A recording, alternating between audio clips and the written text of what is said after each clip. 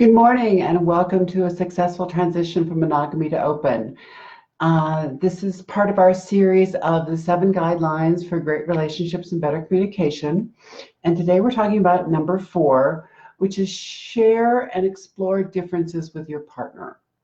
There are 3 basic parts to this. The first is explore disagreements and move towards a resolution that accepts parts of both views.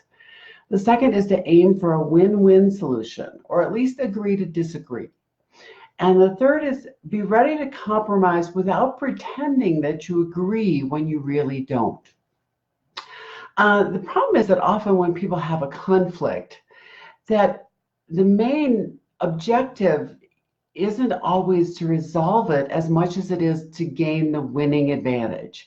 We have learned this tendency to want to win an argument, or that we have to win, which means the other person has to lose. It's very much a win-lose type of dynamic that has been set up throughout a lot of our communications. And that doesn't really help us to resolve conflicts. It causes us to try to beat someone into submission rather than find out why the other person believes what they believe, and how to help them understand our side of a disagreement. And people often misinterpret the difference between a disagreement and a difference of opinion. An example is if you like dogs and I like cats, we have a difference. However, if you insist that I like dogs instead of cats, we have a disagreement. Or as I like to say, Houston, we have a problem.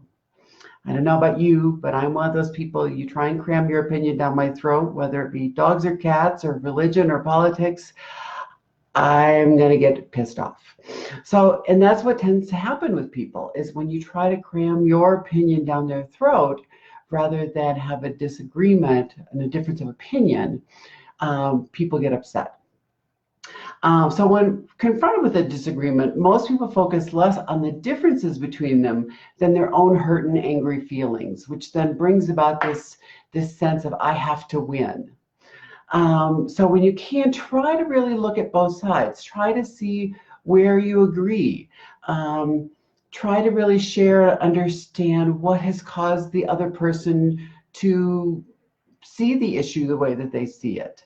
And believe the way that they believe. What is really motivating them? What is really behind that? Rather than I have to get you to believe what I believe.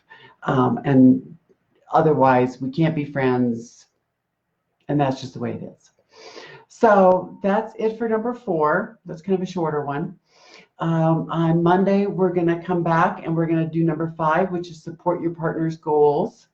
And just to kind of remind you what the 7 are, again, the 7 guidelines are accept your partner as is, express appreciation frequently, communicate from integrity, share and explore differences with your partner, support your partner's goals, which we'll talk about on Monday, give your partner the right to be wrong, and reconsider your wants as goals that you may achieve later.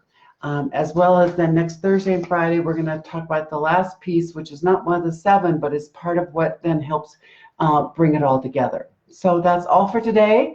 Have a wonderful weekend, and I will see you next week. Thanks for joining me. Bye.